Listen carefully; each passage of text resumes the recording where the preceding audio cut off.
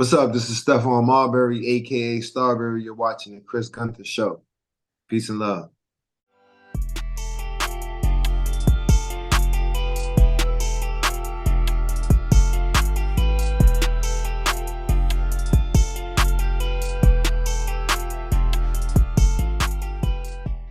What's going on, everybody? Welcome to the Chris Gunther Show. Thank y'all so much for watching. Remember to like and share this video. I would greatly appreciate it.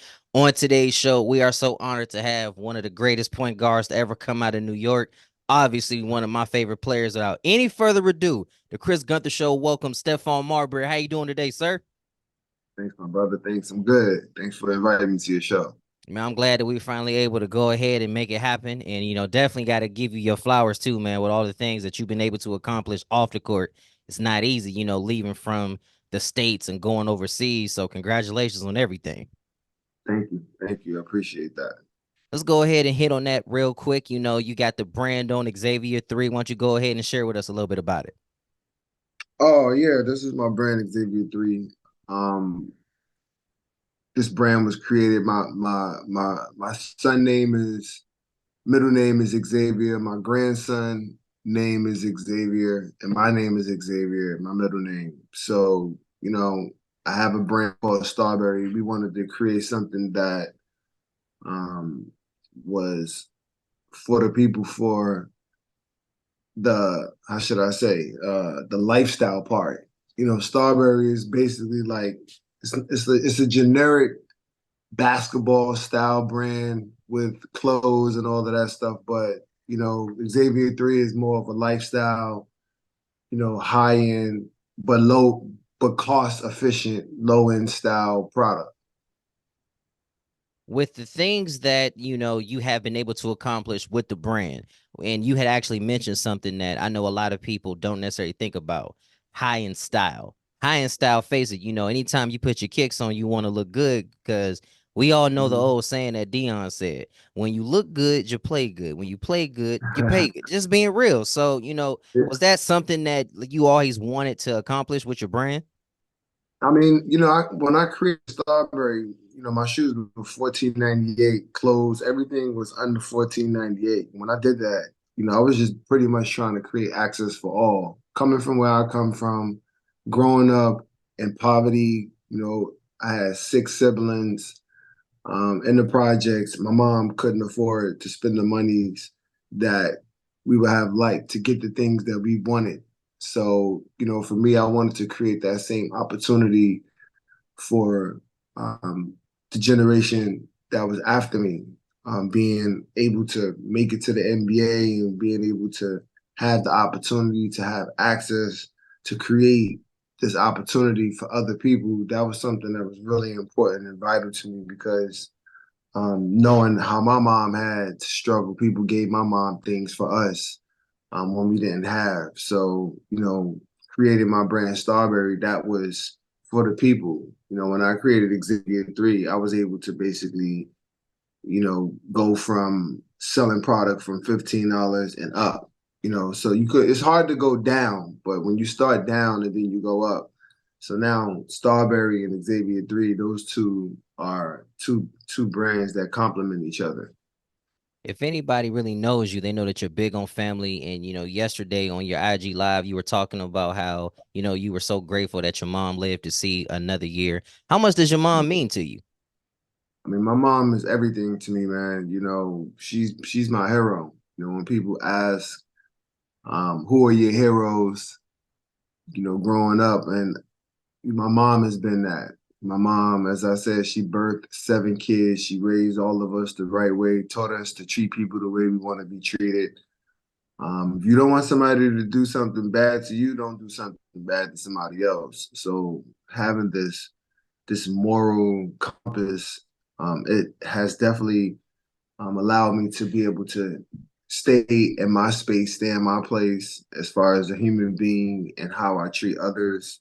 Nobody's perfect. We make mistakes, but also she expressed that growing up, knowing that people will make mistakes. And to be able to understand that, you got to try to be perfect, but, you can't be perfect, but you got to try. and her instilling the values that she's instilled in my brothers and my sisters. That right there has been something that has been a pillar in my life. Mothers are a blessing. Mothers are one of the greatest gifts the good Lord can give us. Shout out to my mama Tina Glenn, because I know she watching this. I know she gonna watch it. I gotta give a shout out to my mama, man. Plain and simple. That's right. That's right. A native of Coney Island. Tell me back a little bit about your upbringing. You had obviously talked about it a little bit. You had a bunch of brothers and sisters. So go ahead and share with us a little bit what it was like growing up in Coney Island. Well, growing up in CI was different. It's not it's a small number of people there. It's not really that many people there. Um, it's really literally like going when you go to Coney Island, you're literally going to an island in Brooklyn. It's only uh basically two ways out, and we say one way in. So it's that small and dense. Um, my oldest brother, they pretty much paved the basketball legacy in Coney Island, starting my oldest brother Eric Marbury. He's passed away. He was the person that um, went to college, played big time college basketball, inspired to play in the NBA, pushed us beyond measures mentally, not just on the court, but mentally to be the best that we could possibly be. My brother played with Dominique Wilkins, played against Jordan in college, Sam Worthy, uh, James Worthy, um, like played against some of the top basketball players that played the game. I had another brother, Don Marbury. He played at Texas A&M as a junior. He was like the 17th leading scorer in the nation at one time. Then I had another brother who was All-American, Norman Marbury. He went to St. Francis in New York City. He was highly rated, coming up. He propped 48 and then went to St. Francis. He was supposed to go to Tennessee, but ended up going to St. Francis. And then I have another little brother. And then I have another brother, my little brother, Zach Marbury. He played for Rhode Island. So we're a basketball family. And, for us, we pretty much wanted, when I made it to the NBA, we all made it to the NBA. And everybody in Coney Island made it to the NBA. And, one time after I made it to the NBA, we had so many pros after that. Probably about 10 or 12 pros after I made it to the NBA. So in this small little place, we were producing high quality talent of basketball players coming from out of high school and college.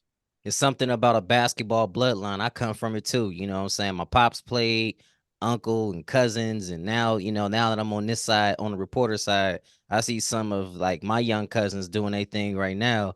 And I'm just like, I love it, man, just to see them, chase their dreams. And to Mhm. me, it's very interesting how a little orange ball can bring so many people together, and it can allow you to make friendships.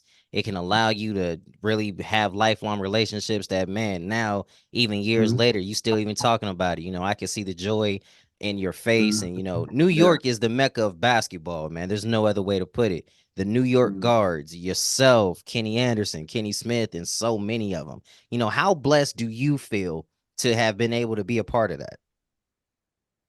I mean, for me, my brother used to hold a basketball out in his hand and he'll say, "This ball, it'll take you all around the world. All right, you got to use the basketball. Don't let the basketball use you." For me, I utilize the ball in so many different ways so that, I will be able, one, it was my joy was playing basketball, obviously, of course. I mean, I've been playing basketball. My brothers put the ball inside my crib when I came home, when I was a baby. So, for me, it's always been basketball. Growing up, that's all I knew. And for me to be able to play basketball and be recognized as one of the top players coming out of New York, knowing that there's a slew of guards who have played the game, from from Bob Cousy, Tiny Archibald, Rod Strickland, Pearl Washington, of course, Kenny Anderson, like so many people, Sham Wells. It's just a variety of guards that you can mention. It's a list. Rafer Alston, like all of these guys are key pieces in the history of basketball. And, you know, when you allude towards all of what they've done, they all had their own lane, create their own lane in what they did and how they played the game. And for me, being one of those guys and those guys recognizing me as one of the best players, it means a lot because you know the embodiment of work that I put in throughout my time period from when I was smaller all the way up until I finished playing basketball. I credit that from all of those guys and from my brothers and from all of the people, who spoke into my basketball life in a positive way. You had mentioned something about, coming from where you come from. You went to Lincoln High and you did Mm. phenomenal over there. That's when people really started to take notice of you. New York City really does produce some of the best players. There's no other way to put it. And then from there, you go on to Texas Tech. Can you share with me a No, little bit? no, Georgia Tech. I mean, Georgia Tech. correction, Georgia Tech, correction, Georgia Tech. Can you Mm. share with me a little bit about, you at such an early age, and now you're getting all of these eyes on you? What was that like for you? Because you did it in an age where there was no social media. You didn't have Instagram, you didn't have Twitter and Facebook, but you were still that dude putting in that work. For me, you know, I was blessed because my brothers played basketball. So when people heard my last name, people were aware and they paid attention. But just because they're aware and they pay attention, that doesn't necessarily mean that, you get the shine and credibility that you get from just getting on the court. You really got to go on the court and you got to do, what it is that you're capable of doing. And for me, um, you know, I don't look at it like everybody else look at it. I look at it more like when I played and I did what I did, it will be recognized because I was doing something on the court. Again, you said no social media. It wasn't for us to have social media. It was for it to be like how it is, for us to pave a way for this generation to be able to enjoy those fruits. Just as Isaiah Thomas and Magic Johnson, as those guys paved the way. Those guys were mega stars in high school and college. You know, just think, Magic playing in the championship, Isaiah winning the championship. When they were in college, those dudes would have been super mega stars in college if they had I mean, still they were, but if social media was around. So for me, when I was playing in high school, I was known because I was rated from a young age, from sixth grade all the way to 12th grade. So being one of the best basketball players from in high school, and junior high school because of playing with the Gauchos, you always had high recognition playing AAU. You know what I'm saying? So people knew about this traveling team, Riverside, all of these teams that are formed in New York. They go out and we go play all over America. You know what I'm saying? So people got a chance to see me, and I used to go to so many basketball camps. I probably went to all of the top basketball camps and played at those camps, and people were able to see me. But most of the time, it's not just so much of the reporters. Sometimes it's word of mouth from playing against other players, from players seeing you play, and then they speak and talk about, yo, I seen this kid, blah blah blah blah blah. He was doing this, he was doing that on the court. He was crazy. You know what I'm saying? Vice versa. That's how I was able to see some of the players that I saw growing up. I've heard a lot of players say that. They say, because we didn't have social media, it was word of mouth. You would go to the camps and hear that, yeah, this guy was really spectacular. And now you're seeing him in person. You're like, you know what? I could take him. And I already know coming from where Mm-hmm. you came from, y'all got it out the mud, just like us up here in Ohio got it out the mud. And everyone really knew who you were once you got drafted to the T Wolves. Can you share with me, just from your perspective, your entire draft class, one of the greatest of all times? Can you share with me how special it was just to even be a part of that? Wow. I mean, we took one iconic picture for Slam magazine for a cover of Slam magazine. I think everybody knows super iconic. And AI was the only one that wasn't there. He was the only one that wasn't in the picture. And when you look at that class, when you go to college, right, they speak and talk about impact players. Those guys were impact players coming from out of high school into college, and then they were impact players in the NBA. And the way I define impact players are players who can go to an organization and they can change the organization with their play. And it was a slew of them. I have this picture right here. Probably one of the only pictures that I have of all of the draft class, the Yes, whole draft sir. class. This whole class right here is like crazy. From you got MVPs, you got champions, you got guys who have made all NBA, you have guys that have done something in this game. And to be a part of that history of basketball, to be talked about in this realm of the best draft class ever. Wow. I mean, I'm thankful to the basketball gods. I'm super thankful for that. Everyone has something special that they can look back over and say, wow, I was really a part of that. Yourself, Allen Iverson, Kobe Bryant, God rest his soul, Steve Nash, Ray Allen. And it was a bunch of other players too that you look at and say, man, like, look at what we were able to create. You had a great run with Kevin Garnett in Minnesota. And I know that the fans still hold you near and dear to their heart. And then from there, you would go on to Phoenix and, you continue to just blossom. But one of the things that I've always been curious about, because we all hear stuff and we all, unfortunately have to encounter things. How were you able to stay rooted and grounded at such an early age when people were trying to get you to say, man, just stay here? You and KG could probably get a couple rings. And how are you able to stay grounded to just being who you are? It was more of a I would say it was a feeling thing, and it wasn't a basketball thing. Because a lot of people want to know and ask that question about leaving Minnesota, and you know, you could have won, and you could have done a lot of things playing with Kev. We probably could have. We actually we would never know. But my decision when I had left Minnesota during that time, it was a conscious, sound decision based upon how I felt and how I wanted to live. And I didn't want to give 7 years of my life living in Minnesota. It's freezing cold. It's mostly freezing cold all the time with snow. That lifestyle of how I had to live my everyday life, because you don't play basketball 24 hours. At all. You know what I'm saying? You play basketball 2 hours, 3 hours, 2 hours a day, maybe. With practice, with games, 3 hours. That's the most. So then you got to live the rest of your life. So for me, I didn't supersede basketball above how I wanted to live and how my mental was taking place. And a lot of people, they don't take heed towards people's feelings and how they have to deal with what it is that they have to deal with on an everyday, daily basis. But I did. I was conscious of how I wanted to live and how I felt.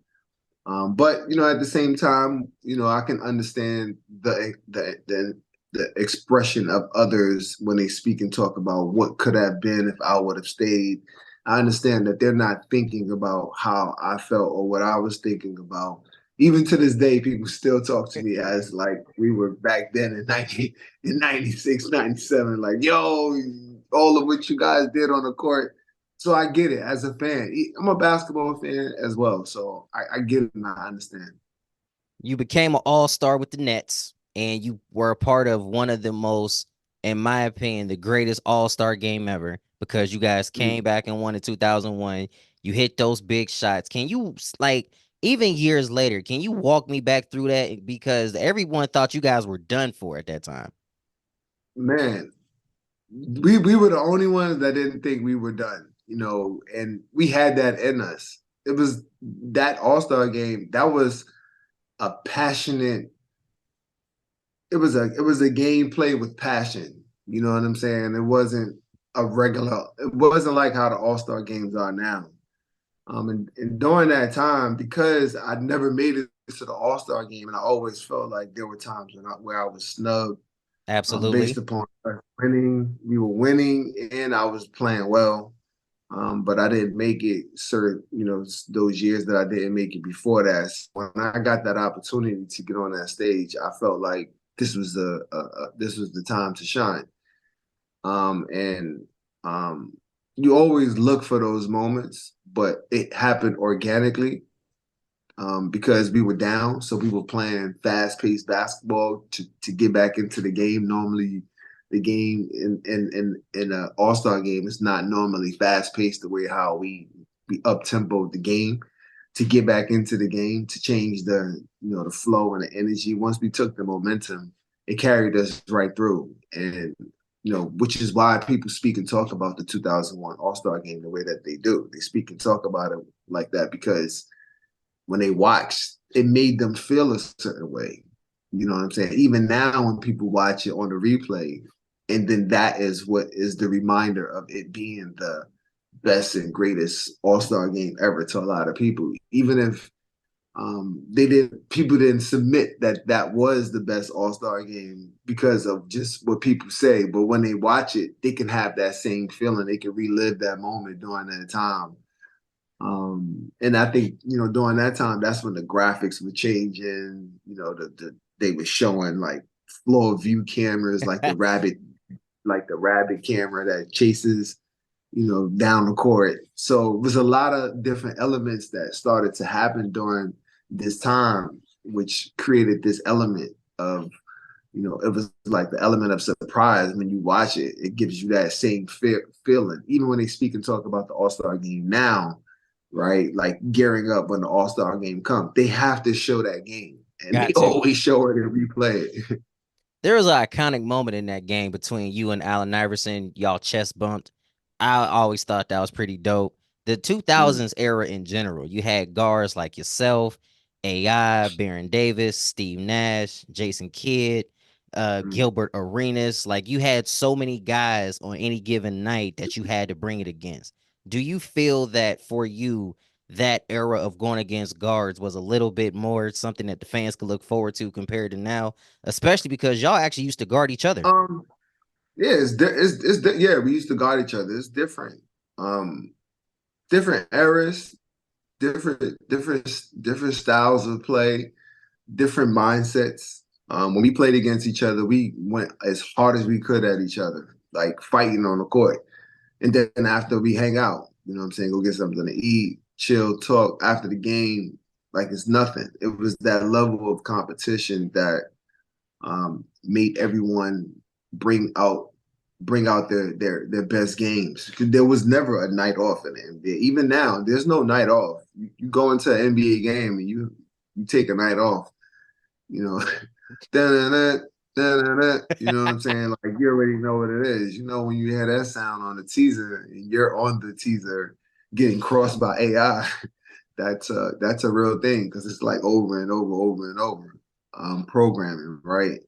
So for me, every night knowing that I had to bring my game, I was ready, and I think for myself, being able to be in that space, to be in that moment when you can get on the court and play against a guy like Gary Payton, somebody who you watch growing up, you got to be ready because you watch him play against Michael Jordan with this intense glare, you know what I'm saying, like with this big heart to go up against the greatest to ever do it. So you're going up against that type of guy, 4 times a year. So you got to be ready. You know what I'm saying? Because you know what it's going to be when you get on the court. Is there any player today that reminds you of you? I mean, I would say probably the player that I would say I have similarities to, in his prime, probably would be more like Derrick Rose. I think we have I mean, he jumped way higher. He's way bigger than me. He's like 6'4". I'm 6 foot with shoes off, 6'1".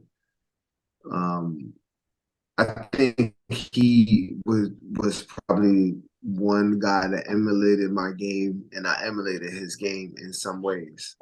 But we all different. You know what I'm saying? Like guys weren't shooting from half court. There are no guards that I've ever seen pull up and raise up from half court. Like that was one of my traits. That was one of the things that was my staple. Like Jordan lives in the air. People say, "Oh, Steph pull up from half court." You know that. I pride myself on from shooting long range shots because I knew that it created separation. You got to guard me from half court to the hoop. That's a lot of space. It's a lot of space. Oh yeah, it definitely is. Speaking about a lot of space, that time that you guys played in was spectacular. But every once in a while, you kind of would probably sit back and be like, man, what if I could have played today? If you could have played in today's era where they can't really touch you, you can just do your thing. How much do you think you would have averaged in today's NBA? I mean, it's different. You can't touch nobody here.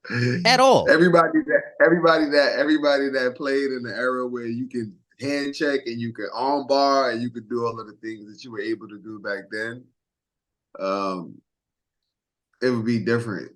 I mean, I would start at probably 24, 25 maybe. Um, Probably way more assists because the court will be it'll be way bigger for you to operate and for you to do more things on the court. One on one, no one can guard anyone one on one.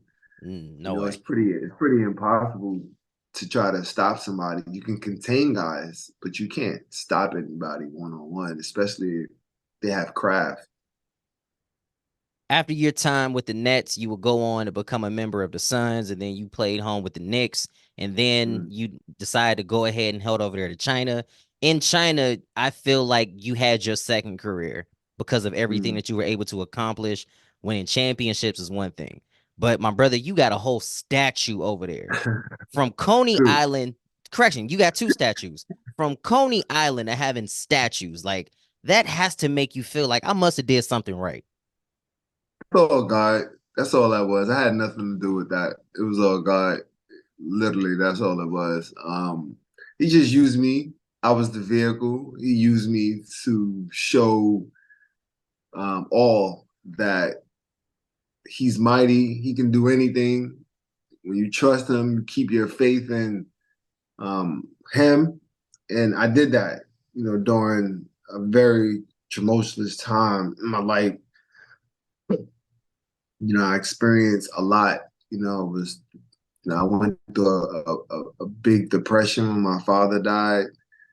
Basketball wasn't something that I wanted to do. Um, at one time, I didn't even want to live because of how I felt from losing my dad, the way how I lost my dad, him being rushed to the hospital while I was playing on the court, playing against the Phoenix Suns in the Garden. It was just like a surreal thing where I didn't believe that that was something that was happening when I lost my dad and how it happened. So I went through a real, dark place during a time when I was at the prime of my career. I was dealing with, battling back and forth with the Knicks. Then, I was in my contract year. I was making a lot of money, and then I went from making a lot of money to making zero. So when I left and I went to China, it was pretty much like it was like going on a retreat, as my mentor would have, as he suggested, what I was getting ready to prepare myself to do. And when I came to China, I pretty much came in. I left myself completely vulnerable to love and for me to understand a completely different culture and to understand a new way in how I would play basketball because FIBA rules is completely different from NBA, but it's still a game. So when I came here and I had the opportunity to play, that's all I wanted to do. I just wanted to hoop during this time. I was literally playing and fighting through depression during this time, and my relationship with God, it got even stronger because my faith had to grow deeper because of um, the pressures of what it was that I was dealing with. So, when I was able to start getting myself back playing when I first came to China, I wasn't playing really well because I wasn't in shape. My basketball senses were off because I didn't play for a long period of time. So I had to fight my way back into it. So the story and me getting to the championships and winning, them building statues and museums and all of these different things. I know that's only God. I had nothing to do with that. So when I speak about that, I speak to the next generation. If you trust God and you put Him first and you keep Him inside you always, there's nothing that you can't do. You can do anything. You literally can do anything, especially when you're inspired, you're putting in the work to do so. I 100% agree. That's something that I think we all need to continue to do is trust the Lord because, life can be scary, life can be dark, but we got to have somebody that can keep us grounded and someone who we always can look up to. Last couple Yeah. minutes, because I definitely know that you got to hurry up and get out of here. I continue to see the hoodie Xavier 3. How can we support the brand and how can we support you? Well, right now, we just selling shoes. We got these new shoes called the Bone shoe. Is we I did this shoe. It's basically a symbol of the grit and the grind. Being a tough bone, being hard, fighting through it, getting through each challenge day by day. So we just sell it. We selling the shoes on Xavier-3.com. Um, yeah, we getting ready. We're gonna drop merch. We're gonna drop clothes as well. I mean, everything is here in China, but it will be in America as well. Thank you for the support too. Appreciate that. Man, I appreciate you for taking this time out with me. One of the last questions I always ask my guests, and because we both basketball guys, I got a feeling you might be able to assist the young brother. You a shooter, I'm a shooter. Well, correction, you was a ball player that could just do it all. I was a shooter that could, shoot all that good stuff. But anyway, who would you like to see on the Chris Gunther show? And if you have any contact info, do you think you can help a young brother out? You said say it one more time and cut out. Gotcha. I said, so who would you like to see me interview on the Chris Gunther show? And if you have any contact, do you think you can help a young brother out? Shoot or shoot. That's what I'm doing. Okay. I would like to see you have Allen Iverson on. Yes, I could sir. send him a message and tell him, yo, Chuck, check this kid out of Ohio. Man, I would love that. Well, nothing else needs to be asked. But actually, one of the last things too, how can people follow you on the social media and how can they continue to follow you and all that good stuff? Or they could check me out on Instagram at Starberry Marbury. Real simple. On Twitter, Starberry Marbury. Appreciate that. Ladies and gentlemen, nothing else needs to be asked. The one, the only Starberry, Stephon Marbury on the Chris Gunther show. Peace and love. Thank y'all for watching. Peace, my brother. Love.